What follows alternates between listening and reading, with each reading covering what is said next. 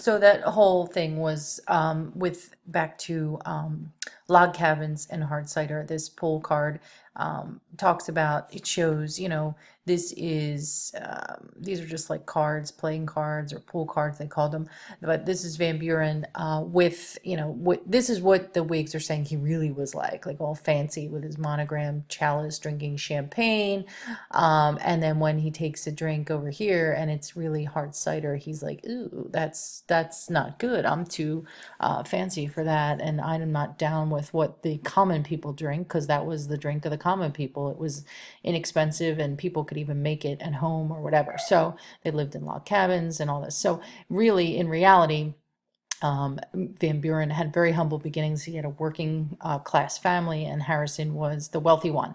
But this was what the Whigs went with because it was easy to blame Van Buren because the economy was bad because he's the previous president. He was the incumbent running against William Henry Harrison. So William Henry Harrison is going to win, and well, actually, he's going to win, give a 3 hour long inauguration speech without a coat on, and die within a month. So you know, we're not really sure how good his campaign was great, but doesn't really serve him very well. He doesn't last very long as a president at all. So this was the strategy. But what we want to know here is the way in which people are campaigning. Politics in general are kind of different. The idea of having a platform and putting forth a particular candidate. The two-party system definitely emerges during this time period because previously, a lot of times, let's go to this one for 1 second. A lot of times in Jefferson's age and those that followed him, the Jeffersonians sometimes absorbed some of the Federalist ideas that it wasn't really a full true two-party system, where now it really is.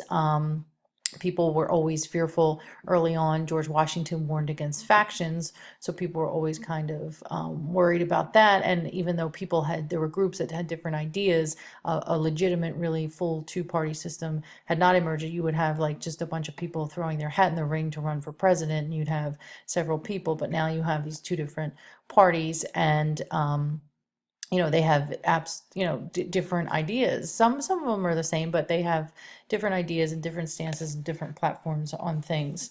And where everybody stands. You have groups of people who believe one thing and groups that believe another. So anyway, it becomes a time period too. The championing of the common man is very popular during this time, during this age of Jackson and Van Buren, and also too the personalities that those two had. They were pretty tenacious and sort of stuck to their guns, and they didn't give in to the other side, or take a wishy-washy stance on something.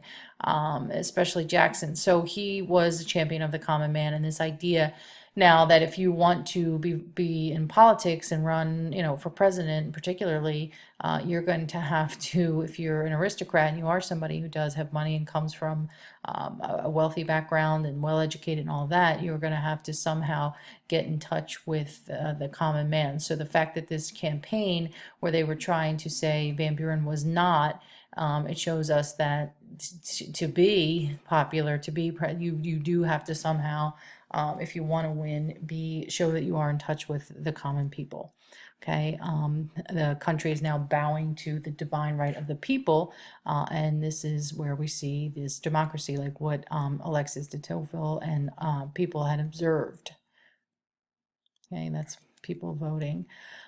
Um, so this is what I said earlier. We talked about that already.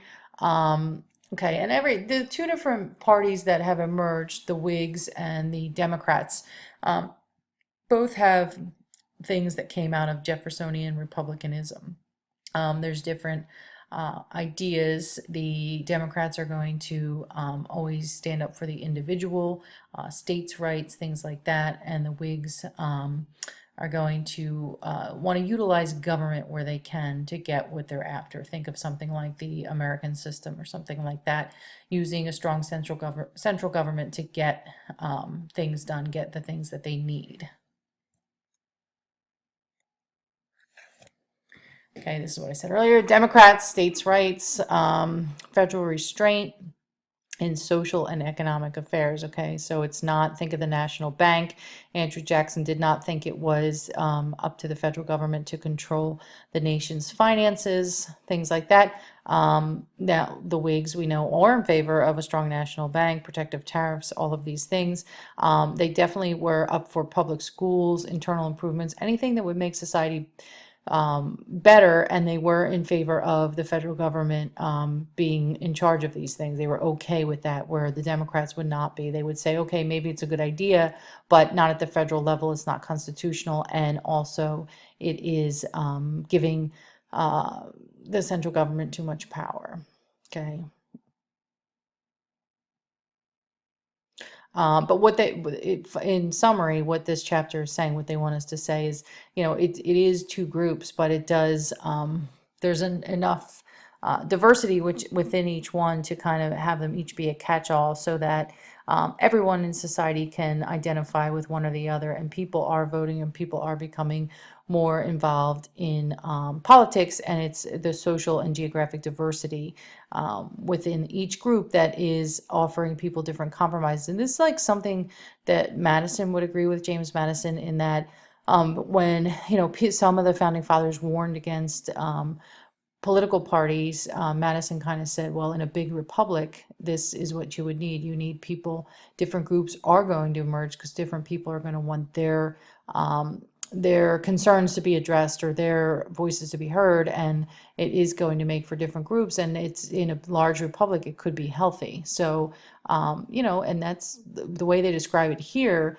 It sounds like it is. You have two different groups, and they each want something represented. But at the end of the day, the backbone of it is democracy.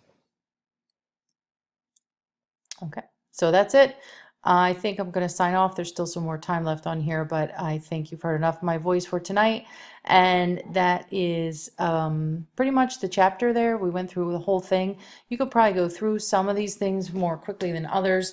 I would definitely concentrate for this chapter on Jackson, the age of Jackson, Jacksonian democracy, the bank wars, the tariff crisis, the nullification crisis, and what else with him? Oh, the Trail of Tears, that stuff. I think you know that pretty well already. And definitely the bank wars, and how Hal Jackson utilizes too much presidential power.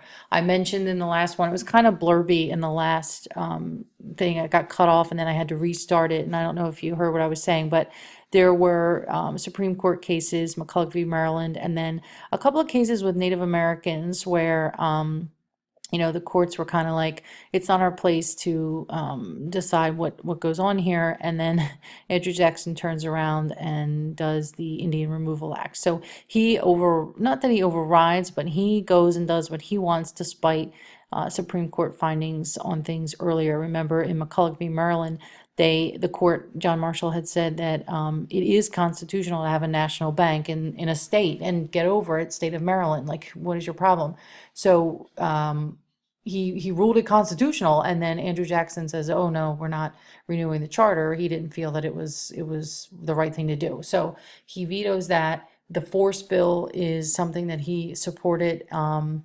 It was passed through Congress, but he supported it, saying that the president could send military force into the state of South Carolina if it did not pay the tariffs, and tried to secede from the Union. So he definitely usurps a lot of power, because he feels some of the things, like with the bank, he felt that it was not representative of egalitarian or egalitarian society, or a society where it is believed that all people are equal.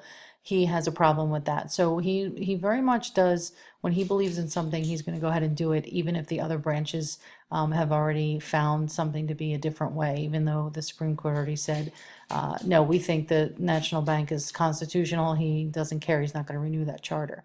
So make sure you understand that about him. Texas, just kind of understand that people questioned whether or not people were doing that, going there because of the slavery thing. Not really, but it would be a question when it does go for statehood. That's certainly going to be a concern. And just know that there were a couple of battles there. to have finally then have Texas establish a border and get the Mexicans out and have it become a republic.